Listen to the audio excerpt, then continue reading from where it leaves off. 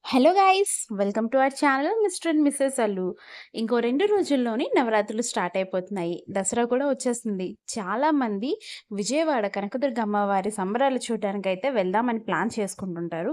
So, నేను ఈ వీడియోలోని డీటెయిల్‌గా నా విజయవాడ ట్రిప్‌ని అండ్ మాకు యూజ్ అయిన కొన్ని టిప్స్‌ని షేర్ చేయబోతున్నాను.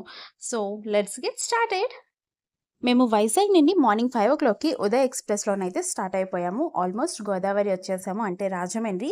ఇక్కడ కాయిన్‌ని నమస్కారం చేసుకొని నీటిలో వేయడం మా నమ్మకం. ఇలా ఎంతమంది చేస్తారో కామెంట్ చేయండి. అండ్ ఫైనల్‌గా విజయవాడ స్టేషన్‌కి అయితే రీచ్ అయిపోయాము. టైం అయితే 11:30 అవుతుంది. ఎగ్జాక్ట్‌లీ 5½ అవర్స్‌లోనైతే రీచ్ అయిపోయాము. ఎలాంటి డిలే లేకోకుండాను. అండ్ వచ్చిన తర్వాత మేము ఇక్కడ ఒక రూమ్ తీసుకున్నాం. ఈ రూమ్ నుండి చూస్తుంటే అంబేద్కర్ విగ్రహం చాలా క్లియర్‌గా కనిపిస్తుండేది. జూమ్ చేసి చూపిస్తున్నాను చూడండి. రూమ్కి వచ్చిన తర్వాత మేము మంచిగా ఫ్రెష్ అయ్యి రెస్ట్ తీసుకున్నాము. ఎందుకంటే మా బాబుకి ఇంకా 6 మంత్సే. ఎక్కువ తిరిగేసి దాన్ని టైట్ చేయాలని ఇష్టం లేదు. ఈవినింగ్ ఇప్పుడు మేము 5:30 అయ్యేసరికి టెంపుల్కి వెళ్దామనేసి స్టార్ట్ అయిపోయాము.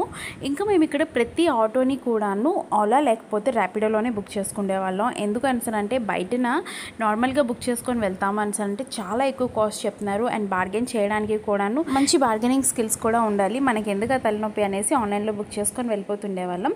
ఆల్మోస్ట్ టెంపుల్ దగ్గరికి వచ్చేసాము. ఎంత బాగా కనిపిస్తుందో చూస్తున్నారు కదా. బ్రిడ్జ్ అయితే ఫుల్ లైట్స్తోని చాలా బాగుంది.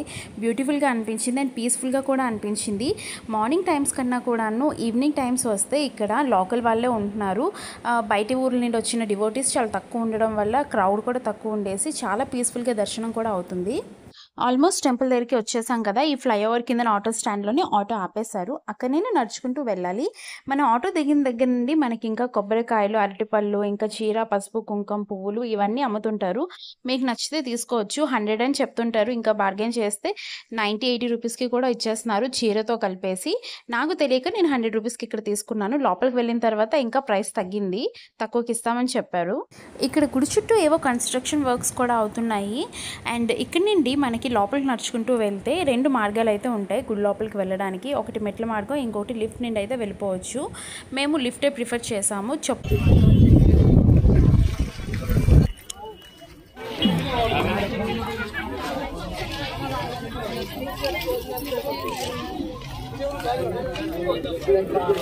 మేము ఎంట్రీ గేట్ దగ్గరికి అయితే వచ్చేసాము. లెఫ్ట్ సైడ్ చెప్పుల స్టాండ్లో చెప్పులు పెట్టేసుకున్నాం. ఇక్కడ మొబైల్స్ ఏమైనా ఉంటే హ్యాండ్ ఓవర్ చేసేసుకోవచ్చు. ఇంకా లోపలికి వెళ్ళిపోయిన తర్వాత మనం టికెట్స్ తీసుకోవాలనుకుంటే 100-300 రూపీస్ టికెట్స్ అని కూడా ఉంటాయి. కావాలి అనుకుంటే మనం ఫ్రీ దర్శనం కూడా వెళ్ళొచ్చు. మేమేం టికెట్ తీసుకోలేదు. ఈవినింగ్ కదా, రష్ ఏం లేకపోవడం వల్ల నార్మల్గా వెళ్ళిపోయాం.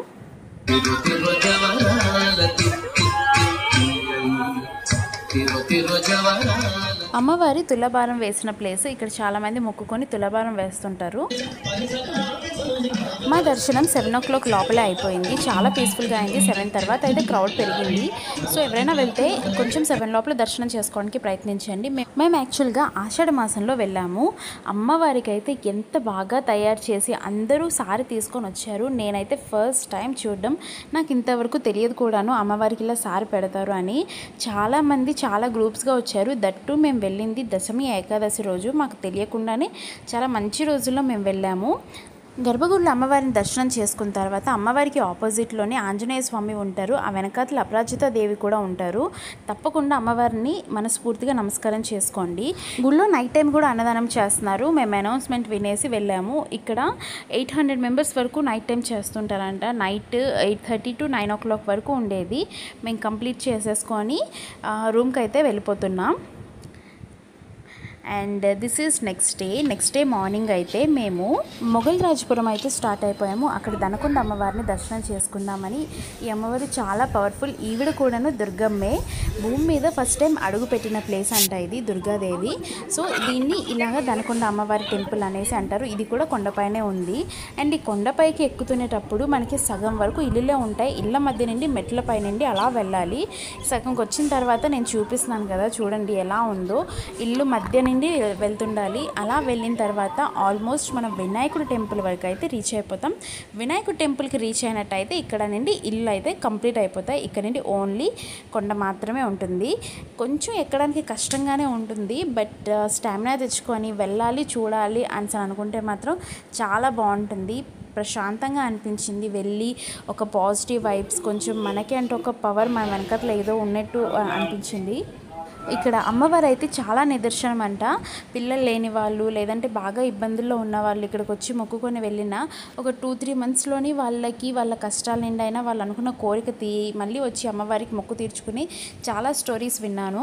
ఇంకా మేము ఇలా వెళ్తుండేటప్పుడు ఒకళ్ళు మా బాబుని చూసేసి వీళ్ళు ఈ బేబీ ఇక్కడికి వచ్చిన తర్వాత పుట్టిందో లేకపోతే పుట్టిన తర్వాత తీసుకొస్తున్నారో అనుకున్నారు. అంటే అంత నమ్మకం అక్కడ చుట్టుపక్కల ఉన్న ప్రజలకి. మాకైతే అదేం తెలియదు. మేము నార్మల్గా లాంగ్ వీకెండ్ వచ్చింది అని విజయవాడ వెళ్దాం అని ప్లాన్ చేసుకుంటే మాకు ఒక సజెస్ట్ చేశారు, ఈ టెంపుల్కి వెళ్ళండి అనేసి. బట్ నిజంగా వచ్చినందుకు చాలా హ్యాపీగా అనిపించింది. ఇక్కడికి వచ్చిన తర్వాత ఈ టెంపుల్ కిందన అమ్మవారిని దర్శనం చేసుకున్న తర్వాత పక్కన మెట్ల పైన మీదకి వెళ్తే మీదన గోపురంలోని శివలింగం ఉంటుంది. దీన్ని కూడా దర్శనం చేసుకోవచ్చు. అండ్ ఇక్కడ నుండి సిటీ వ్యూ అయితే ఫుల్గా కనిపిస్తుంది. ఈ టెంపుల్ విజయవాడ రైల్వే స్టేషన్ నుండి ఒక 7 to 8 కిలోమీటర్స్ పడుతుంది. ర్యాపిడోలో అయితే మాకు 90 రూపీస్ అరౌండ్ ఛార్జ్ చేశారు. సో ఎక్కువసేపు ఏం పట్టలేదు వెళ్ళడానికి కూడా. ఒక 10 మినిట్స్లో అయితే రీచ్ అయిపోయాము. అన్నీ దగ్గరగానే అనిపించింది. అండ్ ఇక్కడ కూడాను ఆషాఢ మాసం కదా, అమ్మవారికి సారి తీసుకొచ్చారు. ఇంకా కూర్చోబెట్టి ఒక ½ an hour లాగా పూజ కూడా చేశారు పంతులు గారు. చాలా బాగుండేది. అండ్ మీరు ఎప్పుడైనా ప్లాన్ చేసుకుంటే తప్పకుండా రండి నెక్స్ట్ టైం. ఇంకా వీడియో నచ్చినట్టయితే లైక్ చేసి, షేర్ చేసి, సబ్స్క్రైబ్ చేయడం మర్చిపోకండి. Thank you for watching.